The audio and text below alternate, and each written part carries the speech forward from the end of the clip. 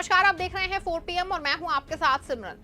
दोस्तों, बकरीद के धार्मिक उत्सव पे अचानक महाराष्ट्र का विशालगढ़ सुर्खियों में आ गया है। वहीं किला जो छत्रपति शिवाजी महाराज की वीरता और हिंदवी स्वराज की गौरव गाथा का प्रतीक है, लेकिन आज यही किला सांप्रदायिक तनाव और नफरत की साजिश का केंद्र बन गया है। हम बात कर रहे हैं बकरीद के दौरान कुर्बानी को लेकर मचे बवाल की।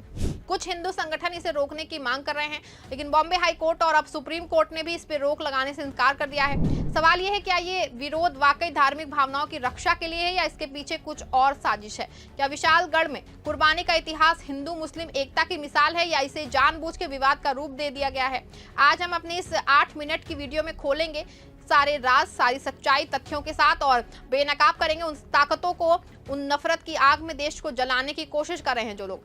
तो बने रहिए हमारे साथ, क्योंकि ये कहानी सिर्फ एक किले की नहीं है बल्कि हमारे देश की एकता और सांप्रदायिक सौहार्द की है। दोस्तों, विशालगढ़ का किला कोल्हापुर महाराष्ट्र में ये वो जगह है जहां छत्रपति शिवाजी महाराज ने हिंदवी स्वराज की नींव रखी, लेकिन आज यही किला एक नए विवाद का गवाह बन गया है। 7 जून 2025 को बकरीद के मौके पे विशालगढ़ किले में स्थित हजरत पीर मलिक रेहान मीरा साहेब दरगाह पे कुर्बानी की अनुमति दी गई है। यह अनुमति बॉम्बे हाई कोर्ट ने 3 जून 2025 को दी थी, जिसमें कुछ शर्तों के साथ कुर्बानी की मंजूरी दी गई। लेकिन इस फैसले के बाद कुछ हिंदू संगठनों ने इसको लेकर तीखा विरोध शुरू कर दिया। इन संगठनों का दावा है कि विशालगढ़ हिंदू किला संस्कृति का प्रतीक है और यहाँ कुर्बानी की अनुमति देना उनकी धार्मिक भावनाओं का अपमान है। लेकिन सवाल ये है कि क्या ये विरोध वाकई धार्मिक भावनाओं के लिए है या इसके पीछे कुछ और मकसद छिपा है? क्योंकि जब इस मामले को सुप्रीम कोर्ट में ले जाया गया तो सुप्रीम कोर्ट ने ना सिर्फ इस पर रोक लगाने से इनकार कर दिया बल्कि जल्द सुनवाई और नोटिस जारी करने से भी मना कर दिया।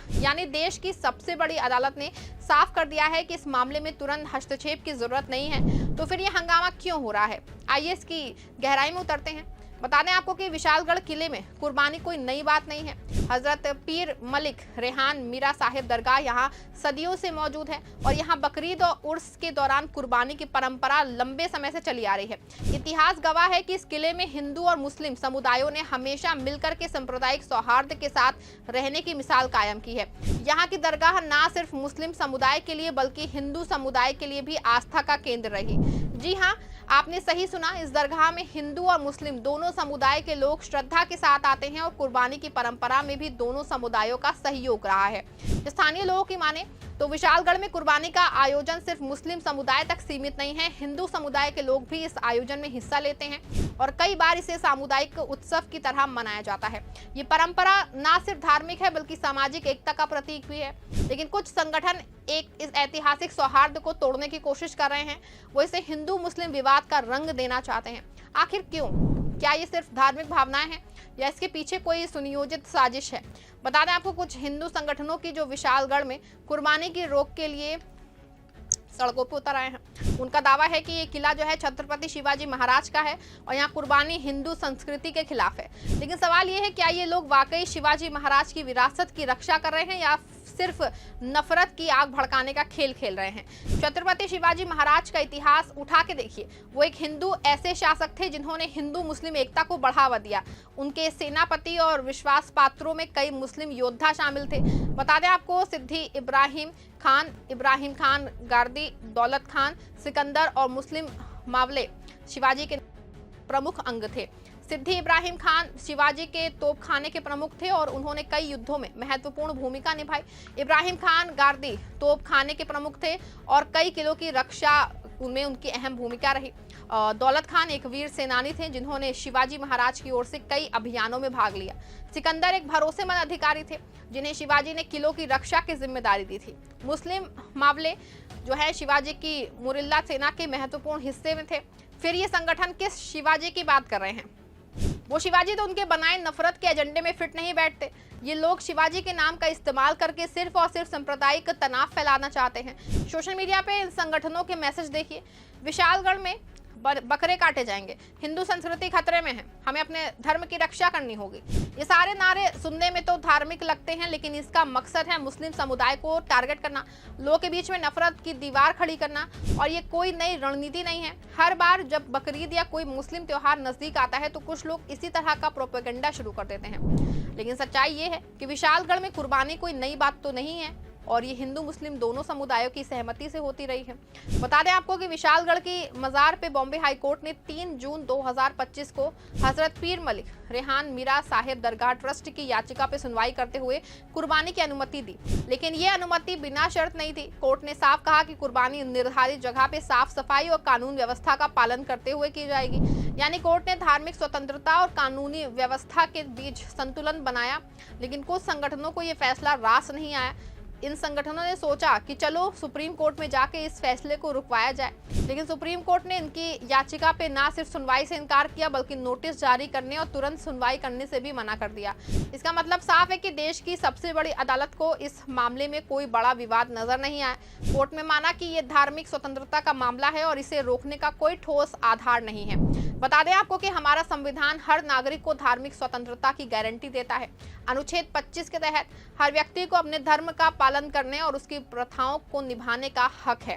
कुर्बानी इस्लाम का एक अभिन्न हिस्सा है और इसे रोकना संवैधानिक अधिकारों का हनन होगा। बॉम्बे हाईकोर्ट और सुप्रीम कोर्ट ने यही बात समझी, लेकिन कुछ लोग इस संवैधानिक भावना को समझना ही नहीं चाहते हैं। वो चाहते हैं कि देश में सिर्फ एक समुदाय की आवाज सुनी जाए और बाकी सब चुपचाप बैठे रहें। ऐसे में सवाल ये है कि कौन है जो इसका विरोध कर रहा है? ये विरोध करने वाला संगठन कौन है? क्या ये वही लोग नहीं हैं जो हर बार किसी न किसी मुद्दे को लेकर मुस्लिम समुदाय को निशाना बनाते हैं? बकरीद हो, मस्जिद हो या कोई और धार्मिक प्रथा, उनका मकसद सिर्फ एक है, समाज में नफरत की खाई को और गहरा करना। उनके भड़काऊ बयान, सोशल मीडिया पे वायरल मैसेज और झूठी खबरें, ये सब कुछ एक सुनियोजित साजिश का हिस्सा है। ऑल इंडिया मुस्लिम जमात के राष्ट्रीय अध्यक्ष मौलाना शहाबुद्दीन रजवी बरेलवी ने साफ कहा है कि कुर्बानी इस्लाम का अनिवार्य हिस्सा है और इसे रोकने की कोशिश सांप्रदायिक तनाव फैलाने की साजिश है।